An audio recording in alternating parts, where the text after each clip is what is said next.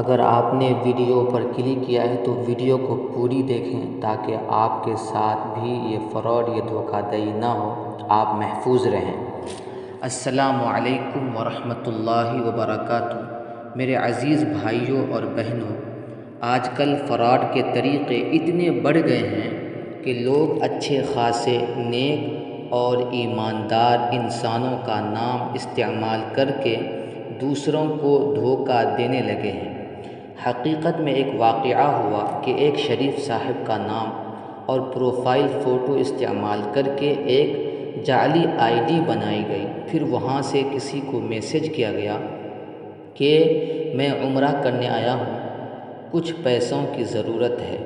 چونکہ وہ شخص بہت نیک اور دیندار مشہور تھا، سامنے والے نے سمجھا کہ واقعی وہی ہیں۔ وہ 2 لاکھ روپے دینے کو تیار ہو گیا، لیکن اللہ کا کرم ہوا کہ تحقیق کر لی گئی۔ جب اصل شخص کو فون کیا تو پتہ چلا کہ وہ تو گھر پر ہی موجود ہے۔ یوں اللہ نے 2 لاکھ روپے ڈوبنے سے بچا لیا۔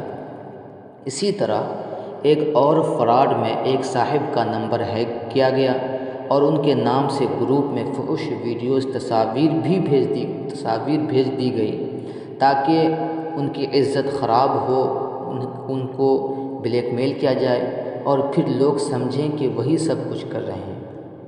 یہ بہت بڑا ظلم ہے۔ یہ کتنا بڑا ظلم ہے؟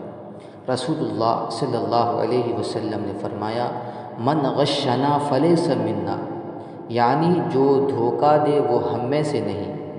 ذرا سوچئے، ایک انسان صرف چند روپے یا وقتی فائدے کے لیے نہ صرف دوسروں کو نقصان پہنچا رہا ہے بلکہ اپنی آخرت بھی تباہ کر رہا ہے۔ بھائیو، اگر کبھی ایسا معاملہ آپ کے ساتھ ہو تو گھبرائیں نہیں۔ سب سے پہلے پیسہ بھیجنے سے پہلے تحقیق کریں۔ اگر کسی نے آپ کے نمبر یا نام کا غلط استعمال کیا ہے تو فوراً سائبر کرائم سیل میں شکایت درج کروائیں۔ ہر اسکرین شاٹ، میسج اور ثبوت کو محفوظ رکھیں۔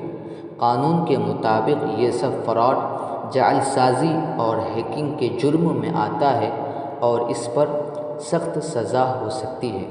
کبھی بھی صرف نام اور فوٹو دیکھ کر یقین نہ کریں۔ ہمیشہ فون کال یا ویڈیو کال پر تصدیق کریں۔ غیر ضروری طور پر اپنے ذاتی نمبر اور معلومات سب کے ساتھ شیئر نہ کریں۔ اگر کوئی پھنس جائے تو ڈرنے کے بجائے فوراً قانونی اور اسلامی طریقے سے مسئلہ حل کریں۔ یاد رکھیں، دنیا کے چند پیسوں کے لیے فراڈ کر کے اگر کوئی بچ بھی گیا تو آخرت میں وہ اللہ کے عذاب سے بچ نہیں سکتا، اور جو لوگ تحقیق کے ساتھ چلتے ہیں اللہ ان کو نقصان سے بچا لیتا ہے۔ اللہ ہمیں سچائی، ایمانداری اور دیانت کے ساتھ زندگی گزارنے کی توفیق عطا فرمائے۔ آمین۔